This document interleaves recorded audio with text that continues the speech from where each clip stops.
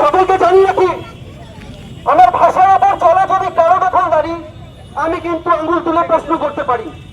অনেক প্রশ্ন করেছি, অনেক আঙ্গুল তুলেছি।